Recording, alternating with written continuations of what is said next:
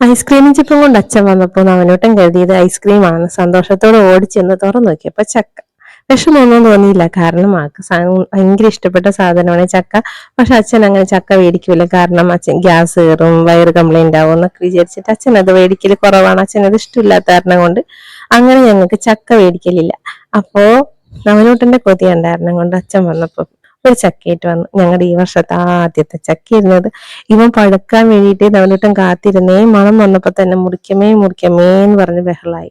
അങ്ങനെ ചക്ക മുറിച്ച് അത് രണ്ടാക്കി. വാക്കത്തിയൊന്നും ഉണ്ടായില്ല, ഉള്ള കത്തിയും കൊണ്ടൊക്കെ തന്നെ മുറിച്ച് രണ്ടാക്കി. അതിൽ ഒരു കഷ്ണം എല്ലാവർക്കും കൊടുത്തതിന് ശേഷം അവന് സമാധാനമായുള്ളേ. അവന് ഏറ്റവും ഇഷ്ടപ്പെട്ടതാണെങ്കിൽ കൂടി എല്ലാവർക്കും കൊടുക്കാനുള്ള ഒരു മനസ്സുള്ളതിൽ എനിക്ക് വലിയ സന്തോഷം തോന്നി. അത് പകുതി ഉണ്ടായത് മുറിച്ചിട്ട് വീട്ടുകാർക്ക് എല്ലാവർക്കും കൊടുത്തയച്ചു. ബാക്കി പകുതി ഞങ്ങൾ മുറിച്ച് ഞങ്ങൾ കഴിച്ചു. നല്ല ചക്കയായിരുന്നേ. പക്ഷേ ചക്ക തീർന്നു പോവേലേ. അപ്പൊ നവനൂട്ടൻ ബുദ്ധി തോന്നി. നവനൂട്ടൻ എന്ത് ചെയ്തു, ആ ചക്കക്കുരു എല്ലാനും കൊണ്ടുപോയി വീട്ടില് സ്ഥലം ഉള്ളിടത്തല്ല, മണ്ണുള്ളിടത്തെല്ലാം കൊണ്ടുപോയി ചക്കക്കുരു കുഴിച്ചിട്ട്. അപ്പോ ഞാനതാ ചേട്ടനോട് പറഞ്ഞപ്പോ ചേട്ടന് പിന്നെ ഇപ്പൊ ചക്ക കാണുമ്പോ മേടിച്ചും തരാറുണ്ട് കേട്ടാ. ഇപ്പൊ എന്താന്ന് വെച്ചാൽ ഈ ചക്കക്കുരു കുഴിച്ചിട്ടടുത്ത് എല്ലായിടത്തും ഓരോരോ പ്ലാവുകൾ മുളച്ചു വന്നിട്ടുണ്ട് കേട്ടാ, മഴ പെയ്തപ്പോഴേ.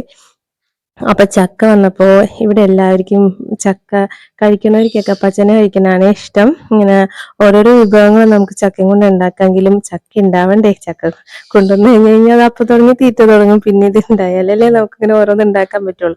അപ്പൊ ബാക്കി ഉണ്ടായി ഇത്തിരി ചക്കയും കൊണ്ട് ഞാനൊരു ചക്കപ്പ് ഉണ്ടാക്കി കൊടുത്തു വൈകുന്നേരത്തേക്ക്. അപ്പൊ ഞങ്ങൾക്ക് വൈകുന്നേരത്തെ സ്നാക്സ് ആയിട്ട് ചക്കപ്പമാണ് ഉണ്ടായത്.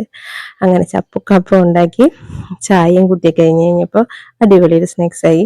പണ്ടൊക്കെ എല്ലായിടത്തും ഉണ്ടാക്കിയിരുന്ന ഇപ്പോഴും ഉണ്ടാക്കുന്നുണ്ടാവും അല്ലേ അമ്മമാര്. അപ്പൊ ഇതിനകത്ത് ഞാൻ ചേർത്തത് ശർക്കര, പീര, കുറച്ച് ചുക്കും കുറച്ച് ജീരകവും പിന്നെ നമ്മുടെ ഗോതമ്പ് പൊടിയും ചക്ക.